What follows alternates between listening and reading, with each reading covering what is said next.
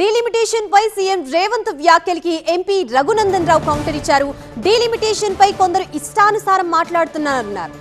543 సీట్లు చేసింది ఎవరో రేవంత్ కి తెలుసా అని ప్రశ్నించారు రఘునందన్ రావు.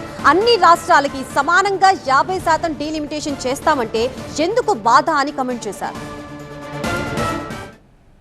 రాష్ట్రంలో ఎన్ని ఎంపీ స్థానాలు ఉంటే వాటిలో 50% ఆఫ్ ద ఎంపీ స్థానాలని పెంచుతాము అని చెప్పి భారత ప్రభుత్వం చెప్పింది. దీనికి ఉత్తరాది పంచాయతీ దక్షిణాది పంచాయతీ ఏంటన్నా 4 రాష్ట్రాలు కలిస్తేనే దేశంలో ప్రధానమంత్రి అవుతాడు. మరి ఇప్పుడు 543 సీట్లు ఉంటే అవుతలేరా? 543 సీట్లు చేసింది ఎవరు? రేవంత్ రెడ్డి.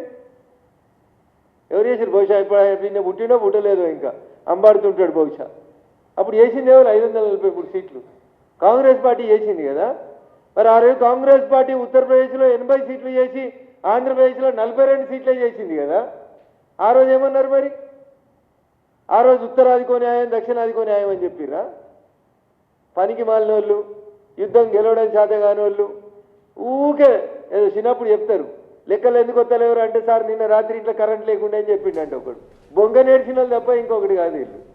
ఎలక్షన్ కొట్లాడి గెలువురాబాయ్ అంటే బొంకుడు, మాట్లాడితే ఉత్తరాది దక్షిణాది.